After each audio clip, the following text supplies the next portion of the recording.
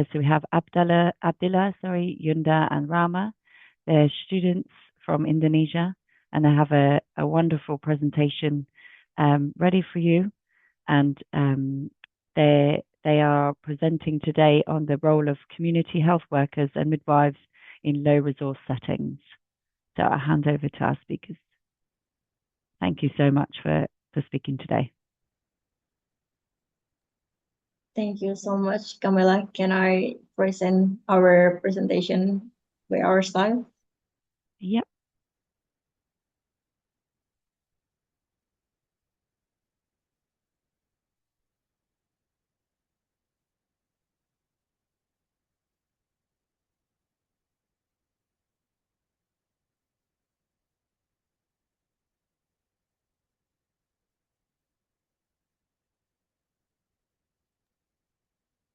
Okay, thank you so much, Camilla, for the time. Good morning and good afternoon, everyone. Today we present our work on the role of community health workers and midwives in low-resource settings, focusing on an evidence-informed roadmap for community-based preeclampsia screening. This study is grounded in a scoping review and aims to translate global evidence into a practical, scalable innovation, particularly for settings like Indonesia. And our central message is simple: preeclampsia deaths are not just clinical failures, but system failures in early detection.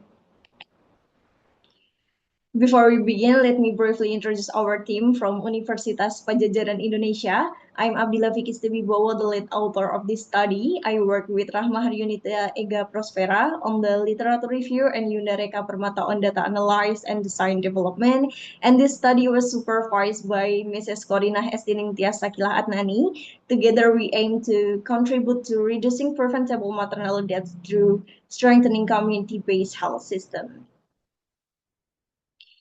Okay, preeclampsia is widely recognized as a highly preventable condition, yet it remains one of the leading causes of maternal mortality worldwide. And this contradiction raises an important question. If it is preventable, why does it continue to cause so many deaths? The answer lies not only in the disease itself, but in how and when it is detected.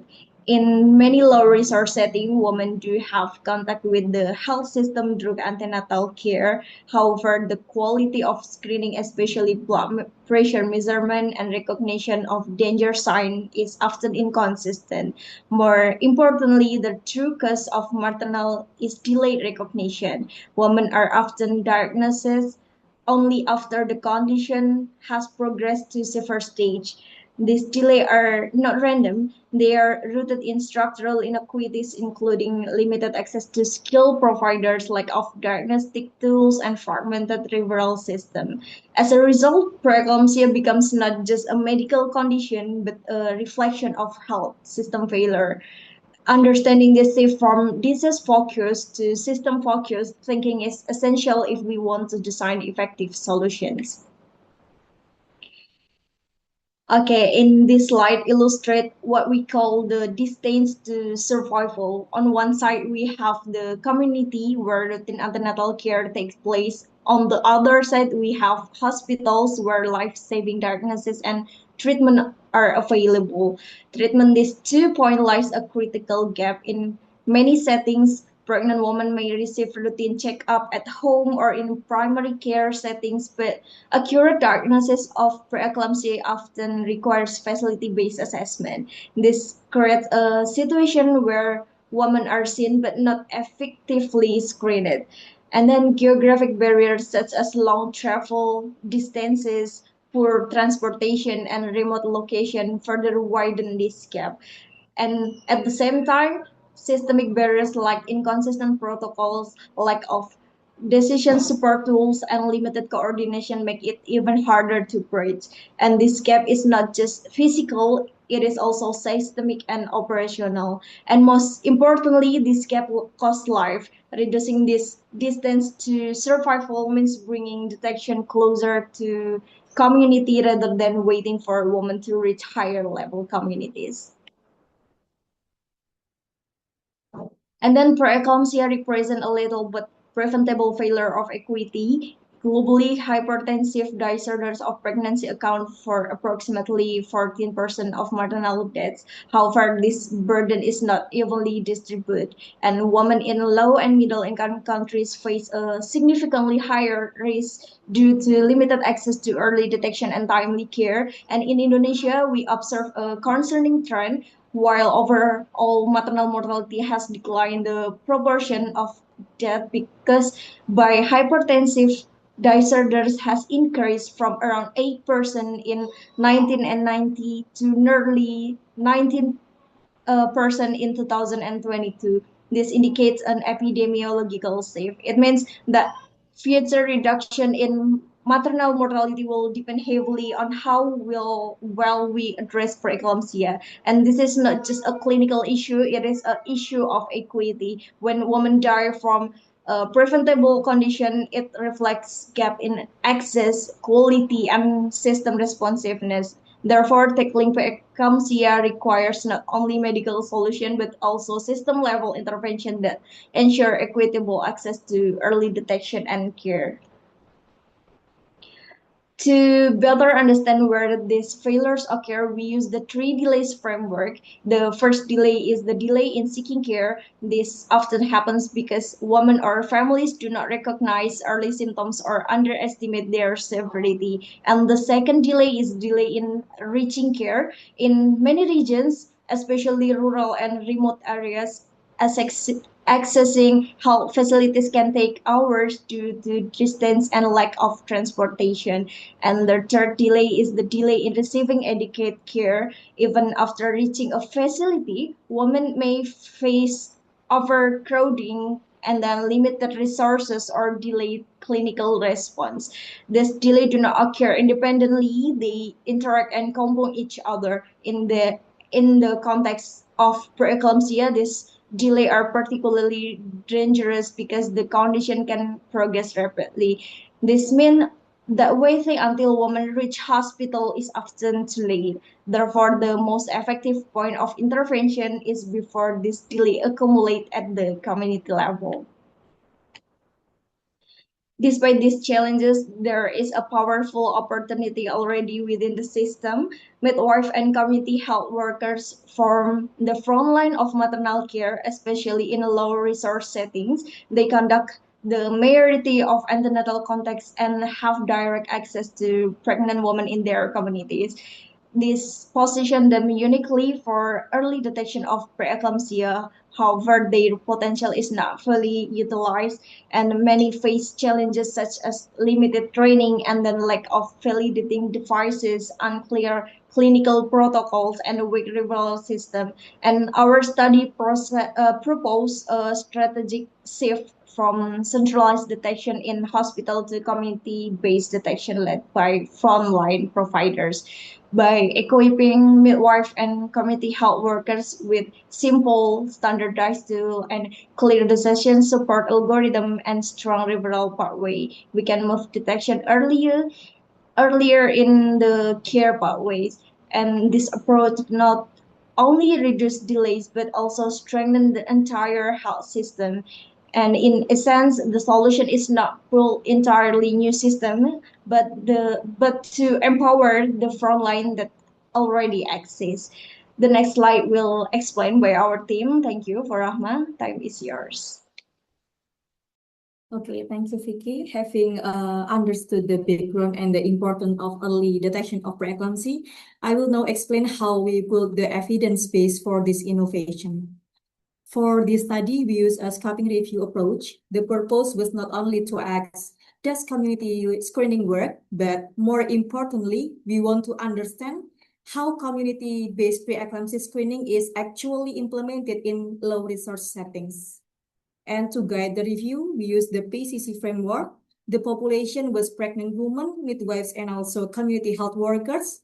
The concept was community-based screening, including blood pressure measurement, danger sign assessment, and also referral decision-making. And the context was low and middle income countries, especially community and primary care settings.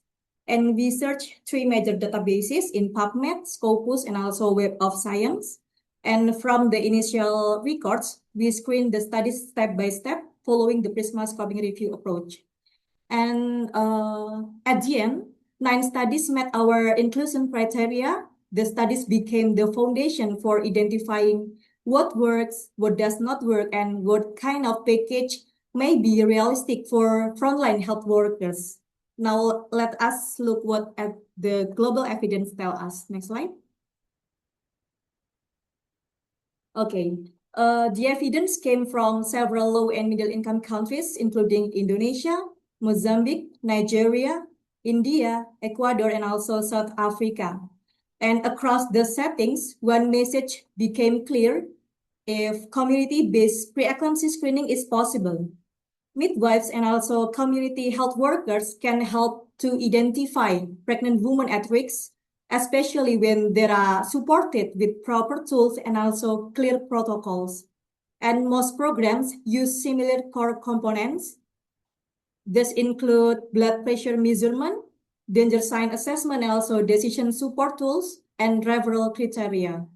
And one strong example came from Nigeria. In that program, thousands of pregnant women were screened at the community level, and community-based providers were able to support urgent referral and, under protocol, provide early pre-referral treatment. Importantly, no treatment-related complications were reported. However, the evidence also showed that screening alone is not enough. Many programs face barriers such as limited training, lack of reliable devices, unclear roles, heavy documentation, weak transport system, and also limited facility readiness. And this is important because early detection is only matters if the woman can actually reach care and receive treatment on time. And we can ask ourselves, if a community health worker detects danger sign, but there is no transport, there is no communication, or no ready facility, can we really call that an effective screening system? This is why fragmented intervention often fail. Next slide.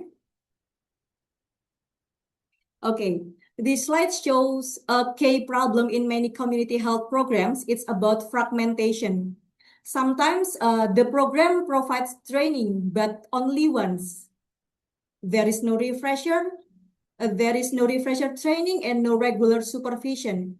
And as a result, the skills may decline over time.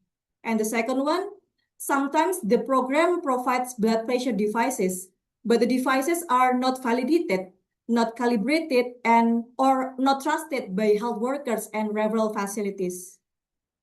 And sometimes community health workers are asked to identify danger signs, but their role is not clearly defined.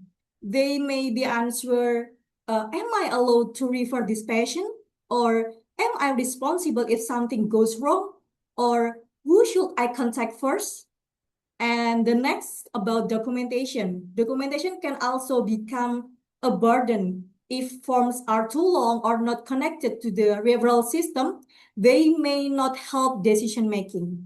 And the last one, referral is often the weakest link because a woman may be correctly identified as a high risk.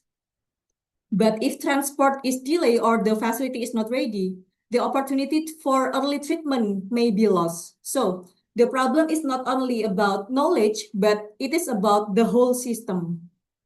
Based on this problem, we developed an integrated package called ComPrep-Screen. Next slide. ComPrep-Screen is our proposed community-based pre-eclampsia screening package. It is designed for low-resource settings where access to specialist obstetric care may be limited, and where midwives and community health workers are often the first point of contact for pregnant women. And the main goal is simple: to detect preeclampsia earlier, closer to the community, and connect women to timely care. However, I want to emphasize one important point. ComPrep-Screen is not presented as a finished program that has already proven effectiveness, but it is an evidence-informed innovation roadmap. This means the model is built from existing evidence, but it still needs piloting, evaluation, and also refinement before large-scale implementation. And the strength of the ComRep screen is that it doesn't treat screening as one isolated activity, but it connects training, devices, decision support, documentation, and also referral into one package. This is important because preeclampsia is time sensitive. A delay in recognition, a delay in referral, or a delay in a treatment can lead to severe complication for both mother and also baby. So the question behind ComRep screen is, how can we make early detection practical for the people who are closest to pregnant women? To answer that question, the package is built around 5 main pillars. Next slide.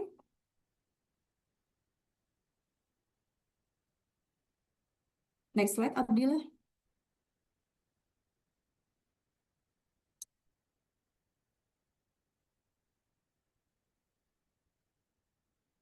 Sorry, Abdilla. Can you next to the next slide? I don't know if Abdilla has dropped off the call because she froze, and then I can share the slides again if that helps. Okay, thank you. Thank you, Camella. Just go back to where you were. Yeah. Hopefully she can rejoin. This is the correct slide, right? Yes, of course. Yeah. Can Okay. you Just let me know when you. Yes. Yep. Next slide, please. Okay, thank you very much. I want to continue my presentation. Okay. Yep. Thank you. ComRep screen has 5 interlocking pillars. The first pillar is about competency and supervision. It means that midwives and community health workers need more than one-time training. They need practical skills, refresher training, and also supportive supervision. And then the second pillar is validated technology. It's about blood pressure. Devices must be accurate, simple, durable, and suitable for low resource settings. If the device is not trusted, the referral decision may also not be trusted. And then the third pillar is decision support. A simple paper-based or digital algorithm can help providers decide what to do after measuring blood pressure and checking danger signs. And then the fourth pillar is streamlined data. Documentation should be short, useful, and connected to the follow-up. And the aim is not to add paperwork, but to support action.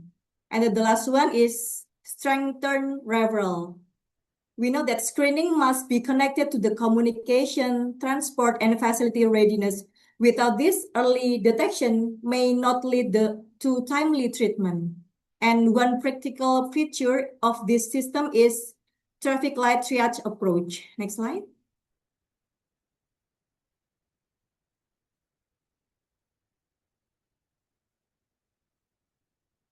Okay, thank you. In this slide, we see that the traffic light triage system. The strength of this approach is that it is simple and easy to communicate. Green means normal. The woman can continue routine antenatal care and regular monitoring. And then the yellow means warning. The provider should increase surveillance, assess danger sign, repeat or confirm the measurement if needed, and communicate with supervising midwife. And then the last one, red means urgent. This requires immediate action. Depending on national regulation and local protocol, this may include pre-referral treatment and immediate emergency referral. And this traffic light system helps the provider understand the risk level, the recommended action, and also the next step. And it can also help communication with families. For example, instead of explaining complicated clinical threshold, the provider can say, this result is in the red zone, so we need to go to the facility now. This is important because decision-making in emergencies must be fast, clear, and also understandable. And we can say that ComRep screen is designed to make community-based screening more systematic, practical, and connected to real care pathways. And next, my colleague Yunda will continue the presentation. Thank you very much, and Yunda, the time is yours. Okay, thank you, Rahma, for that comprehensive overview. Now, let's talk about documentation. One of the biggest barriers in community screening is that overburdened community health workers often abandon complex reporting. And when that's happened, it breaks the continuum of care. COMPREP addresses this directly. The solution is simple. A single community health worker register and updated maternal card that capture only what matters, like blood pressure, symptoms, action, and outcome. From there, an optional health data seen fixed directly into an instant facility pre-alert. So the receiving facility get trusted data immediately, eliminating triage redundancy entirely. Next slide.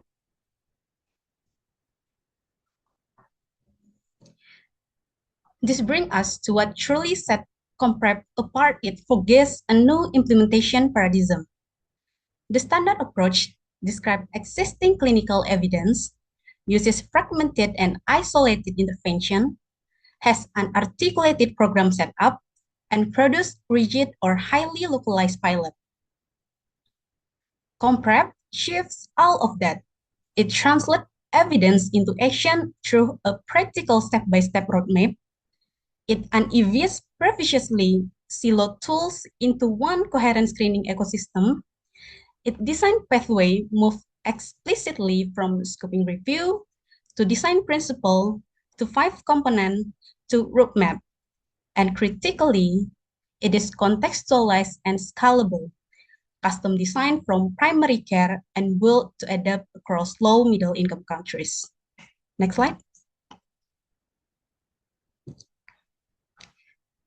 And now we can see exactly how COMPREP closes the gap and we identified at the start of this presentation.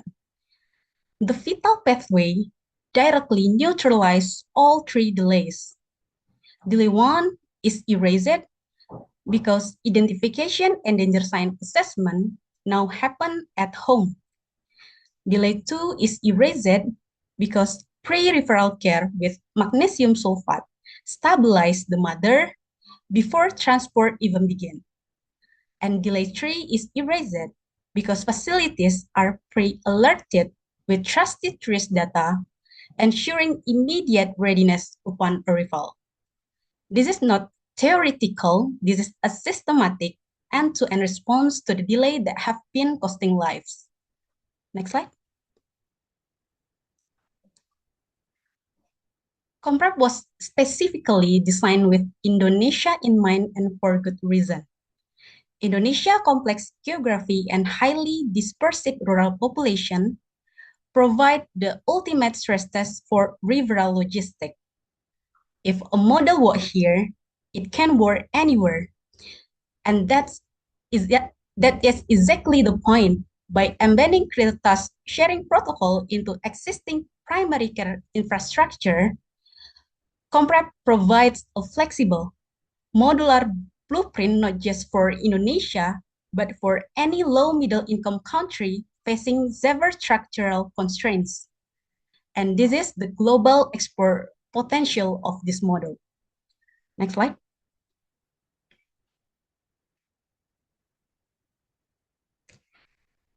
The closing message of this presentation is both simple and urgent.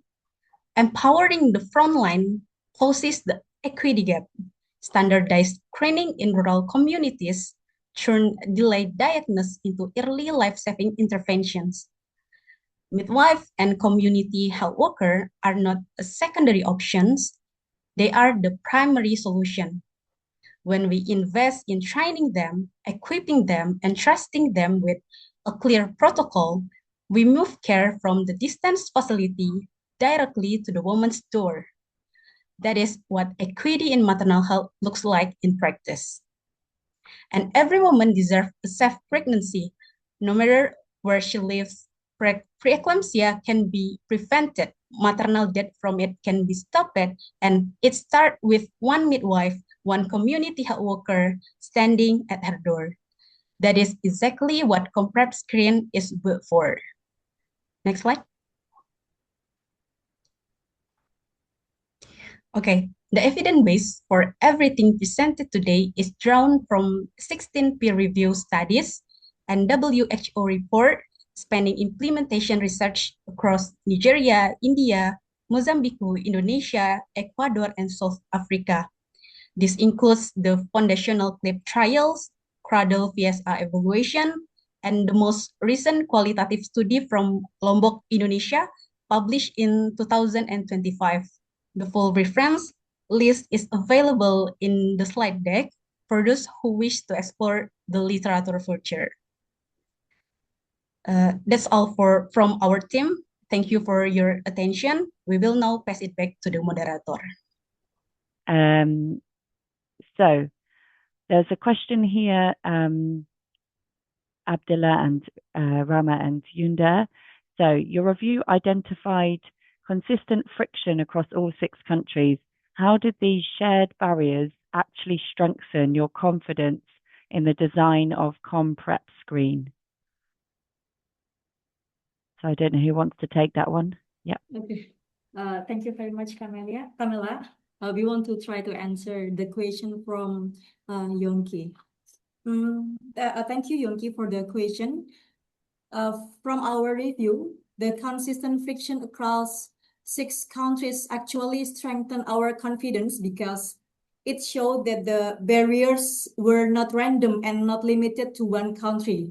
Across Indonesia, Mozambique, Nigeria, India, Ecuador, and also South Africa, we found similar problems. This include limited training and supervision, low trust in blood pressure devices, unclear rules, documentation burden, and also weak referral system.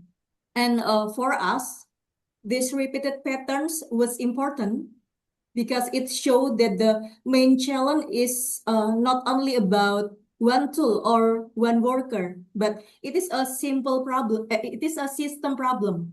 So the solution also needs to be designed as a system. And that is why we use this repeated barriers as design requirement for ComPrep screen.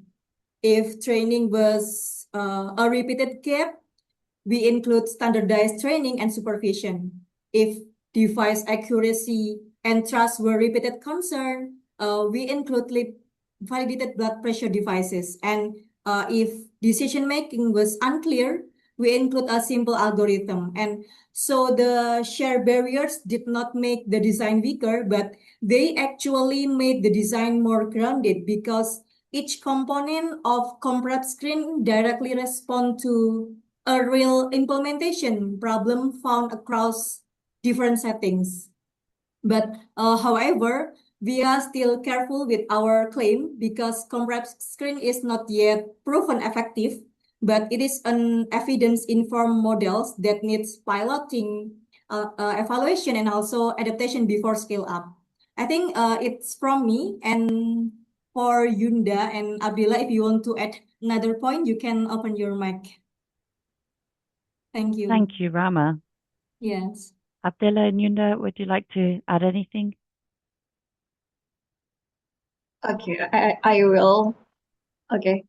I agree with Rahma, and I would like to add one perspective from the evidence side. When we conducted the scoping review, we did not expect to find such a consistent pattern across 6 very different countries, right? Different health system and then different cultures, different level of resources, and the same 5 barriers keep appearing. And for us as researchers, that consistency was actually a signal of validity. It told us that these barriers are not exception, and then they are the rule. And when a problem is consistent across settings, it gives us more confidence that a solution designed around this problem will also be relevant across setting.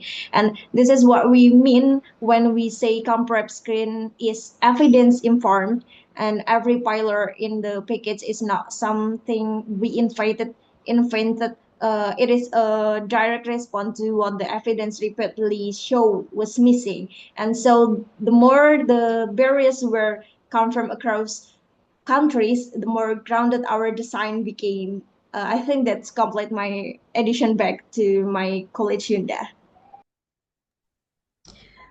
Okay, thank you, Vicky. I agree with my colleague, and I would like to close with one final thought.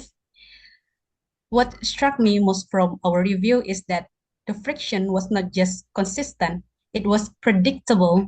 And in research, when something is predictable, it becomes designable.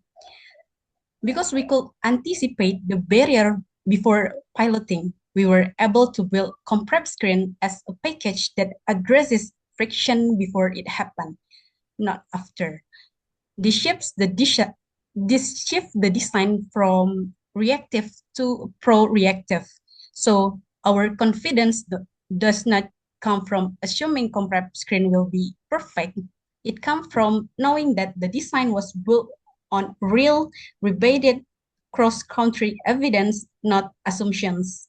As Rahma mentioned, comprep screens still need piloting and evaluation, but we move it into that pilot phase with a strong foundation because the barrier that inform our design have already been tested by reality across 6 countries. That completes our team response. Thank you for the question. We now return to the moderator. Thank you so much. There's quite a few questions coming in. So if I ask you guys just to give just to make sure we get through them all, I'm gonna read them quickly now. Is that okay? So if comprep screen is successful in Indonesia, which other low and middle income countries do you think that would make the most sense to adapt it, and what needs to be changed? Does one of you want to take that question? Okay, Camella, I want to try to take that question. Yep. Okay, thank you for this question. This is something we find genuinely exciting because comprep screen was designed from the beginning with global adaptation in mind. In our view, the most logical next country would be Mozambique and Nigeria. This is not a random choice. Both countries are already represented in our own evidence from the scoping review. We know their challenge, we know their workforce structure, and we know that community health workers in the setting face very similar barrier to what we see in Indonesia. The shared challenges are clear: dispersed rural population, long referral distance, a strong but under-supported frontline workforce, and weak transport infrastructure. These are exactly the condition comprep screen was built to address. Now, what will need to change? The core 5 pillars will remain the same. They are deliberately modular. We will need adaptation is the communication layer. This include the language of the decision support algorithm, the cultural framing of danger sign, and the local name and supervision structure of community health worker. In Mozambique, for example, the frontline workers are called agentes polivalentes elementares. They carry a very similar role to Indonesia cadre. The tool translates only the context is adjusted. So our position is clear. Comprep screen is not designed for Indonesia alone. It is designed as a flexible blueprint that can travel as long as the structural conditions are similar. I will now pass to my colleague for their additional. Thank you. Thank you. Should I come to Bupe? You've got your hand up. You've also put something in the chat. So do you want to just take yourself off mute and ask your question? Is that okay? Thank you. Apologies if I've said your name incorrectly. No, that's fine. So thank you very much for a very informative presentation. So I do have questions in the chat, but then I had one question when you were talking about the scoping review, because according to your title, it looks like it's a project. But then when you were talking about a scoping review. So what exactly were you presenting? Were you presenting your project, or it was a scoping review that you undertook towards this project? Thank you. Thank you.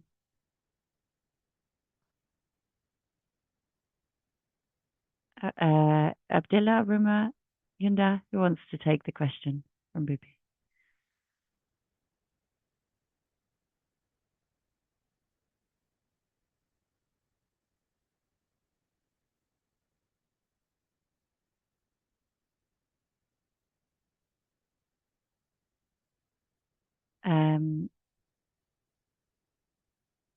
Okay. If one of Okay, yeah, Camella. go Yeah. for it. Yeah. I will. Okay, I will to answer the question from Bupe first on the chat. Okay, for the enables of effective task shifting or task sharing before it, the first one is by policy and leadership and the availability of nationally adapted and contextually relevant policies in a key enabler, and then alongside the political will of health sector leaders to implement and monitor these policies, and mutual acceptance of task shifting by both the delegating and receiving parties in equally critical of successful implementation. And then the second one is training and capacity building, ongoing training and on the job mentoring, improve the knowledge and then the skill of health workers performing delegate tasks, and then supervision from senior nurses and experienced clinicians to further strengthen the competence of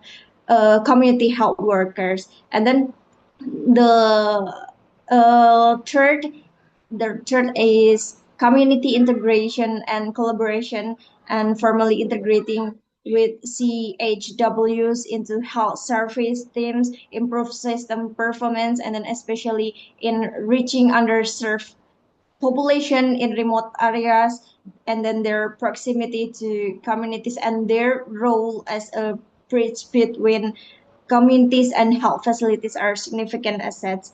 And then for the barriers to effective task shifting, and the first one is workforce shortage and high workload, persistent shortage of health workers and particularly nurses and midwives at the primary care level represent a major structural barriers. And then high workload combined with inadequate resources further compound this challenge. And then insufficient training and then capacity perception that the capacity of receiving cadres remains optimal frequently undermine trust in taste shifting arrangement, and deficiencies in practical hands-on clinical training pose a specific challenge for community midwife. I think that's all for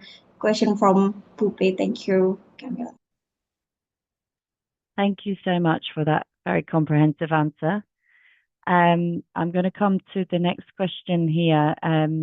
Preeclampsia is described as a highly preventable.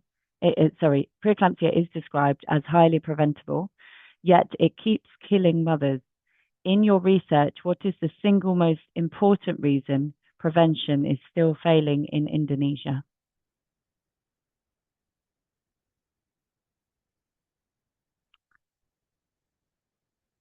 One of you want to take that?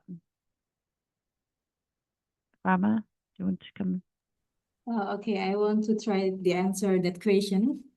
I want to say that the problem is about gap between detection and action. In Indonesia, we know that many pregnant women may already have contact with midwives and also primary health services, but the problem is that the screening process is not always standardized. The blood pressure measurement, danger sign assessment, documentation, referral decision, transport, and also facility readiness are not always connected to one system. So even when high blood pressure is detected, it may not always lead to fast referral and timely treatment. This is why we think the main issue is a fragmented frontline system. Preeclampsia prevention needs more than clinical knowledge. It needs an integrated pathways from the community to the facility. That is also the reason why the ComPrep screen was designed as a package, not as a single intervention. It combines training, validated blood pressure devices, decision support tools, simple documentation, and referral protocol. So maybe our key message is that preeclampsia prevention fails when early detection is not connected to timely action. It is from my perspective. If you, Abdilla and Yunda, want to add another point, please, you can answer, Katie. Okay, thank you so much, Rahma, for the answer, and I will to answer to about this question. Okay, and then the single most important reason why preeclampsia prevention is still failing in Indonesia is delayed recognition at the community level due to the two systemic gaps in early detection and referral. Although preeclampsia is clinically preventable, and then prevention fails not because of lack of knowledge, but because the health system detect to the condition is too late. In our paper, clearly highlight the maternal deaths from hypertensive disorders are strongly linked to late identification of symptoms, and then especially at the primary care level where most under occurs. And similarly, the presentation emphasized that preeclampsia is preventable, but deaths occur due to delayed recognition driven by inequities in access to care.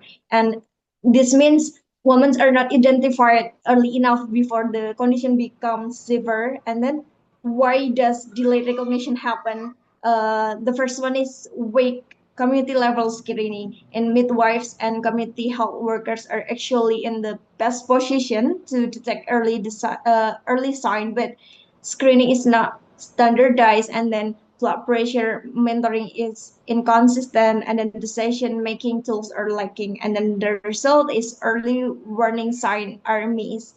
And then the second two is system fragmented, not an integrated approach. The system often work in isolate components such as training without supervision, and then devices without trust or calibration, guidelines without practical tools, as shown in the slide. Fragmented intervention failed to achieve sustained impact. And then the last one is the three delays problem. Prevention failure is also driven by systemic delays. The first one is delays in recognizing danger, and then delay in reaching care, and then delay in receiving treatments. And the most critical is the first delay recognition, because everything depends on early detection. And the most important takeaway from our research is preventable is not failing because it cannot be prevented. It is failing because the system detected it too late at the frontline level. This reflects a failure of health system design, not clinical knowledge. And in Indonesia, prevention fails primarily because early detection is not happening where it should, community level, and frontline workers are under supported, and the system is not integrated end to end. Therefore, the single most important reason is failure of timely detection due to weak and fragmented community-based screening system. I think that's all from me. Maybe my partner Yunda can add another answer. Thank you. Thank you so much. I'm just aware of time. We've actually come to the end of the session. I just want to say a massive thank you to our amazing speakers, and I think you've given us a lot of food for thought in relation to health equity and ways of addressing maternal mortality and morbidity. So thank you so much.